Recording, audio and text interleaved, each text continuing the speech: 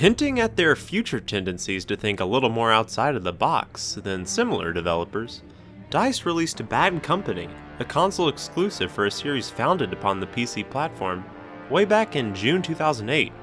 It received decent reviews and sold more than any other Battlefield title up to that time.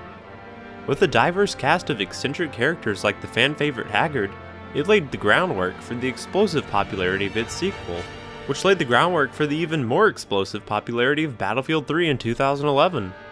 I mean, look at these sales numbers. But let's get back to why we're here. Bad Company 2.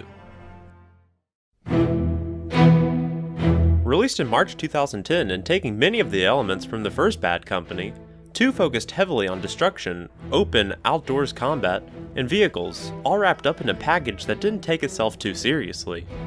The campaign was more linear than the first, but this in turn meant a more polished, and in my opinion, enjoyable experience. However, the first one still has its charms, and Bad Company 2 delivers in this department equally as well. Something lacking in many modern military games for the past 10 years or so is a unique sense of identity. Bad Company 2 shook things up by having a witty campaign supplemented with over-the-top action. It's close to what a modern military shooter would look like if, say, Deadpool was the lead designer. It received even better reviews than the first one and gave Modern Warfare 2, its main competition, at least a little to worry about. Enough with all this campaign stuff and backstory though. Bad Company 2's multiplayer is what keeps players coming back, and it's one of the most solid experiences on the last-gen consoles. Before I jumped back to make this video, I had very fond memories of this game, and many of them stayed intact after going back. So what is the state of Bad Company 2's multiplayer in 2017? It's a little complicated. Since this is the 360 version, I'll just briefly bring up the Steam charts for this game, but I can't comment on how easy it is to get into a PC game. I was able to quickly get into a game whenever I got on, which was 10 PM on Tuesday the 7th of August, and 4 PM on Wednesday. These games were about half full, with an average of 6 players per team of a maximum of 12. At 4 PM I had much greater trouble getting into a game and only found a 3 versus 3 match. This is obviously not ideal, especially given the already limited count from the PC's 32 limit. Thankfully I encountered no hackers, but that didn't change the fact that every match felt pretty empty. It could be well over a minute between firefights, with long boring stretches with nothing to do really.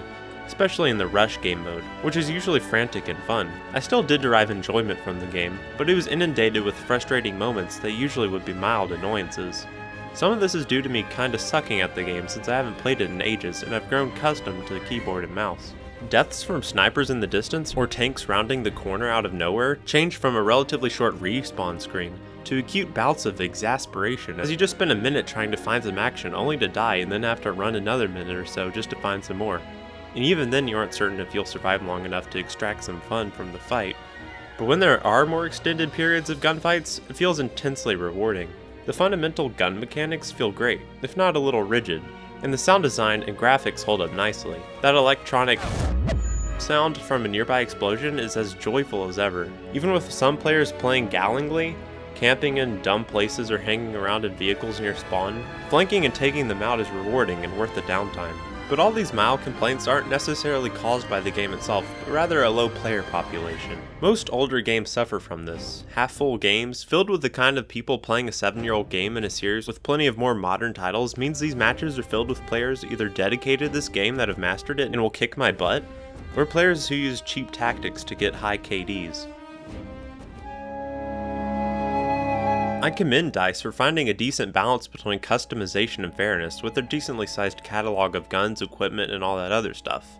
Compared to the most recent Battlefields and Call of Duties, the amount of choices feels manageable both for me and the design team. It's not perfect, and I'll get to that later, but it easily allows for many different playstyles without overbearing me with things to look out for on the battlefield. 365,000 different barrels and stuff like that from other games.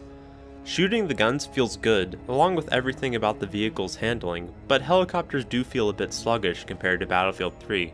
This is probably to help balance them out. The time to kill feels long for a modern shooter, and I like that. It means you need a bit more skill, but can also get away with maneuvers not possible in other games. The huge amount of destruction is amazing both to watch and to utilize to take out the enemy. It truly is insane the amount of destruction possible in this game. I'm not sure if it's more than the first Bad Company, but it's pretty much maxed out and could actually be too much. Along with this destruction, the maps have a fairly open quality to them, with buildings, cars, or foliage sprinkled about. I prefer this kind of map to very open ones like Operation Firestorm, or very tight corridor ones like Operation Locker. One thing I like is that the classes with assault rifles, which are the best guns in the game, only have access to underbarrel launchers and not medic equipment like in future installments. This makes each class seem more viable. Vietnam is still one of the best add-ons for an FPS ever, and is very fun to this day, but again suffers from having a low player count, which seems to be about the same as the main game. This is probably due to the fact that it was free on Xbox Live a while back, which was when I got it. It means that most other players have it as well. The guns and overall atmosphere of Vietnam is very enjoyable and unique from the main game. The most obvious thing is the movement. Though I actually like the fact that you cannot go prone, other problems like how your character takes a long time to get moving from a standstill position still annoys me. Overall movement just feels sluggish. This is due to both the awkward first-person animations and the fact that you can only sprint straight forward. It feels like you get locked down running through molasses or something. This is one of the biggest problems with the game, which I guess is actually a good thing. Another thing that feels off is just how easy it is to lock down another team in their spawn with helicopters in Conquest. There isn't a zone where your team has safety from the enemy to spawn, so the other team can constantly be destroying your base's vehicles with their own and mowing you down as you spawn in your base. This doesn't happen too often, but when it does, it feels completely unfair and impossible to come back from. This game also fell into the Modern Warfare trap of having stopping power in Juggernaut, or in this game Magnum ammunition and ceramic body armor, which gives increased bullet damage and damage resistance respectively. The reason you don't see these in the sequels is that they feel mandatory due to their usefulness, which reduces the amount of player choice that you feel you can make.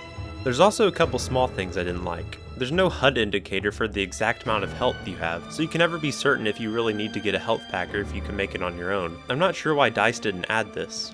There also isn't any way to quit out of a server after a round. You have to wait for the next round to start before you can quit. Again, why didn't they fix this? And possibly my most controversial complaint is that destruction sometimes feels like it goes too far. For Rush, the building housing the objectives is almost always totally leveled, making it very difficult to arm the objective out in the open. It can create very boring looking terrain near the end of a match where everything is totally destroyed. But many of the downsides to massive unhinged destruction are counteracted by just how fun and tactical it is. I think I would take this amount of destruction over the limited version in Battlefield 3, but there are definitely downsides. Battlefield Bad Company 2, considering its age, has a lot to offer for modern developers to consider. Having all of its mechanics work so well together indicates a lot of time went in development. In Battlefield 3 and 4, certain game modes feel tacked on, while here every map is tailored to the mode. Time to Kill fits with the open maps and abundance of destruction. Each class has its own strengths and weaknesses.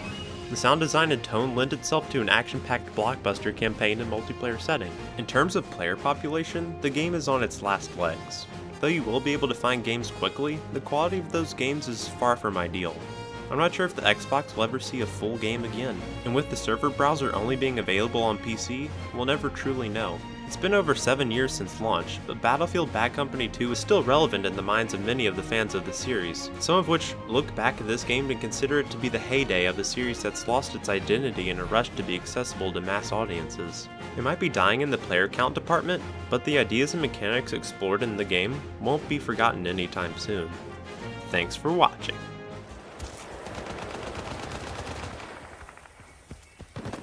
We got their outpost!